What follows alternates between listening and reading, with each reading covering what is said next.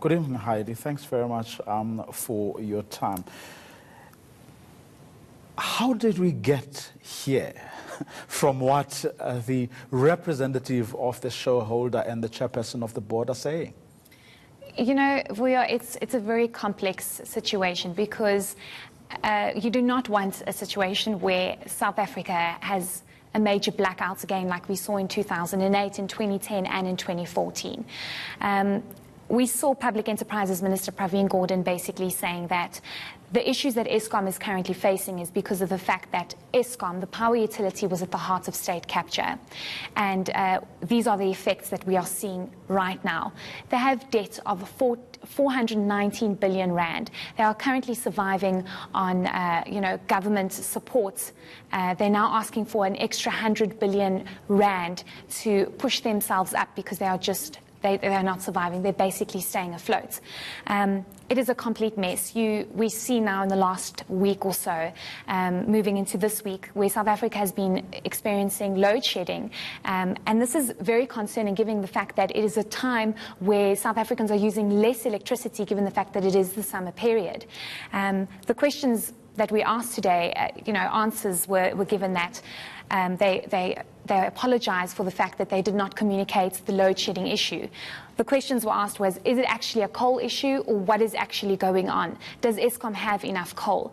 But Pravin started off saying that Eskom is facing a major crisis and they do apologize for the fact that they have not communicated this clearly to South Africans, and this is what he had to say. Apologies for the inconvenience that is caused. And we've asked the management team at Eskom, together with municipalities and other suppliers of electricity, to take a much more careful look at the published schedules and what the reality is on the ground and experiences citizens have. Because one of the immediate complaints would be, today I'm not supposed to be the one that's supposed to be, inverted commas, load shedded, and yet it is happening to me. What's going wrong? And we will get some reports in that regard within the next few days as well. The second reason we must apologize is that I think Eskom doesn't communicate adequately. And we've said so to the management team. Sending out a tweet about load shedding is not communicating. And so hopefully from next week we get better communication. But by the end of next week, hopefully we don't get the level of load shedding that we have had as well.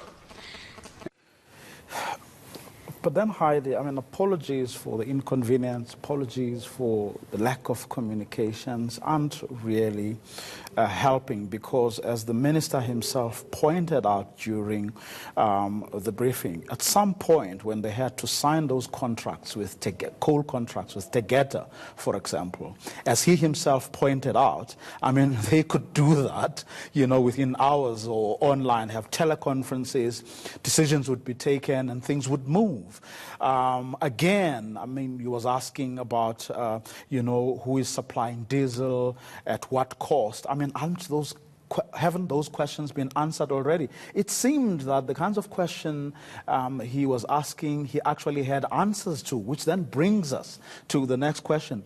Why are these problems being allowed to continue without resolving the issue? And perhaps more importantly, what's going to happen now? What are they going to do about it? Beyond the apologies. And I think that's probably why Public Enterprises Minister Pravin Gordhan called this media briefing, because you have a situation where there has been a new board that's been sitting for months now. He has now been put as the Public Enterprises Minister as well. And we are now sitting with load shedding. We are sitting with Eskom that has so much debt that it's grappling to pay off. And that board, it must be pointed out, had promised that they were going to put on the table some kind of a turnaround plan. And I think this is why you have a situation where Gordhan is actually frustrated, and he's basically bringing out this program, if I can put it that way, for the next 10 days, where he has said no board member, no executive member is allowed to take any leave.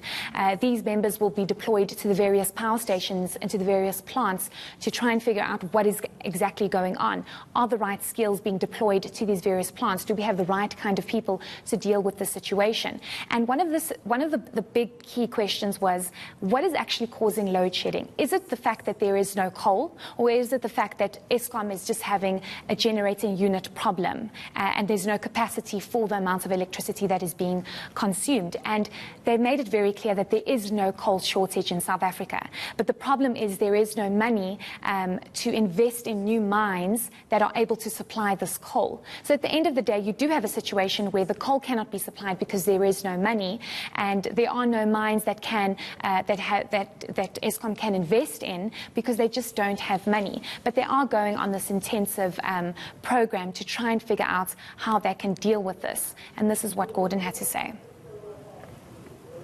There will be a very intensive look over the next 10 days. That's part of the action plan, to understand exactly what the nature of the problems are, which ones are easily fixable, which ones will take some time to fix, and how do we arrange all of that in the proper way. So, a glimmer of hope, I suppose? I just hope we have electricity over the Christmas period. Which is what he has promised. He's said he's working really hard to assure that we will have. That's why we're going to leave it for now. Heidi Giokos, who attended that briefing that was addressed by the Public Enterprises Minister Pravin Gordhan.